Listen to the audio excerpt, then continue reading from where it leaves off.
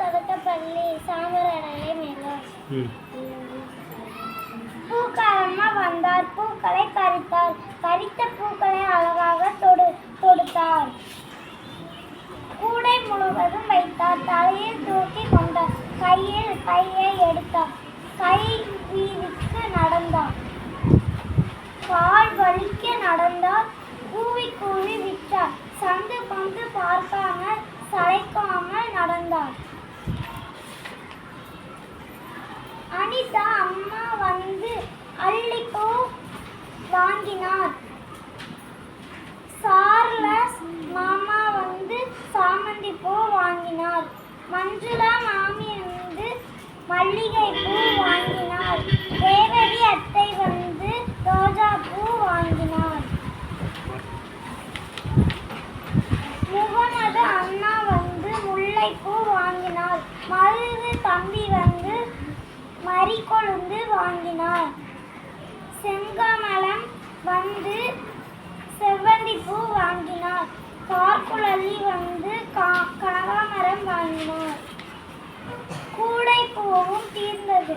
காசும் நிறைய கிடைத்தது. தலை பாரம் இல்லை. கை கால் எல்லாம் வலித்தது. அரிசி பருப்பு வாங்கினார். காய்கறிகளை தேடினார். கீரை பாலும் வாங்கினார். பழங்களை பொறுக்கி எடுத்தார்.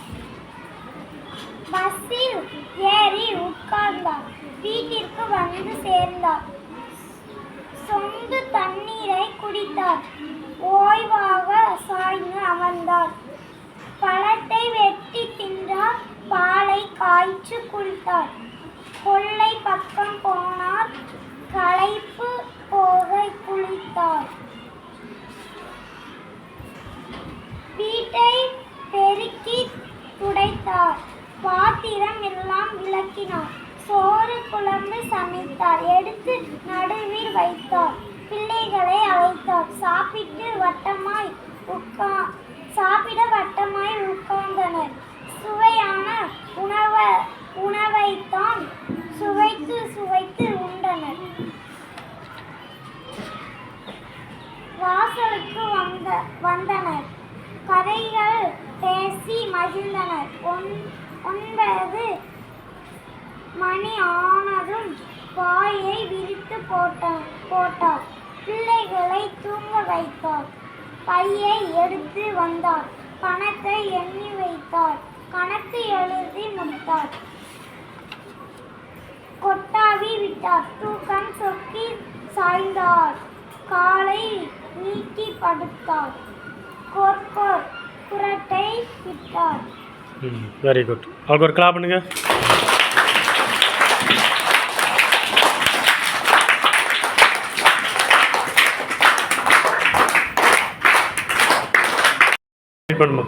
கருமேகங்கள் தோற்ற கதை. வானத்தில் நட்சத்திரங்கள் பார்த்து கொண்டிருந்தார்கள். தேம்பாவணியும் விஜயும் வானம் கருமேகங்களால்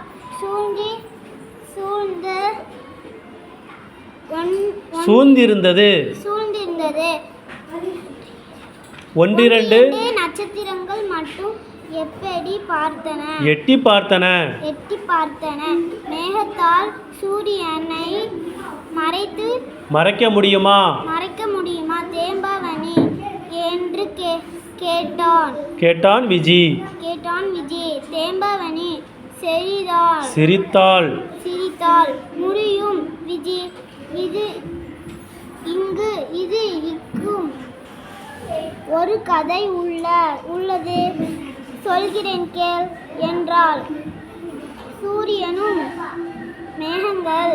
மேகங்களும் நல்ல நண்பர்களாக இருந்தன. ஒரு நாள் சில பொல்லாத மேகங்கள் ஒன்று சேர்ந்தன.